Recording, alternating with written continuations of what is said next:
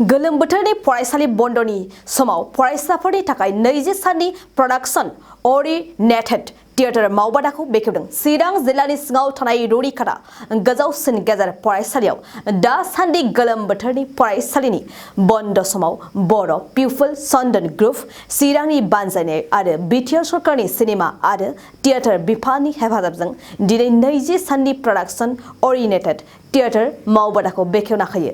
बे मावबादायाव 15-20 बोसोर बैसोनि फरायसुला फरायसुलिफोरा बेसेन नाङाजासे मावबादायाव बाहागो लानो हागोन।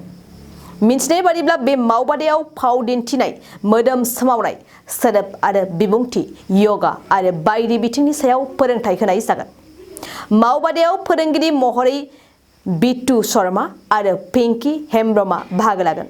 दिनैनि बे मावबादा बेखेवनाय हाबाफारियाव आलासि महरै 14 नं चिरां दुवार ब्लक कमिटि इउपिपिएलनि आफादगिरि बिद्दाव मोसाहारि, रुनिकाटा गोजौसिन गेजेर फरायसालिनि गोरायुं चैतन्य सिंह, सन्जीब कुमार ब्रह्म आरो माखासे आलासिफ्राबो बाहागो लादोंमोन। थाखो 10 आव मुं थिसननो हांखुर जानाय फरायसाफोरनि थाखाय मोनसे गोनां फोसावथाय। रौता नर्थ इस्ट पाब्लिक फरायसालिया नोंथांमोननो मोनसे गोजोनथाव खौरां लाबोदों। CBSE जों गनायथि मोननाय रौतानि मुंदांखा नर्थ इस्ट पाब्लिक स्कुलाव दायो थाखो 10 नि मुं थिसननाया सोलिगासिनो। साइन्स आरो आर्ट्स मोन्नैबो स्ट्रिमनि थाखाय रौतानि नर्थ इस्ट पाब्लिक स्कुलाव मुं थिसननाया सोलिगासिनो। बे फरायसालियाव थाखोनि फराफारि आयदा फोरोंथायजों लोगोसेयैनो JEE, NEET, CUET, engineering, medical entrance आनजादनि थाखाय उफ्रा फोरोंथायबो होनाय जायो।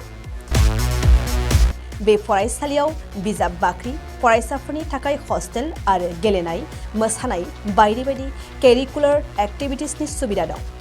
गोसो गुदुं फरायसाफोरा दिनैनो दानो नैबे मबाइल नम्बर 8638605769 नङाब्ला 9435184298 आव थोंजों सोलोंनो हागोन।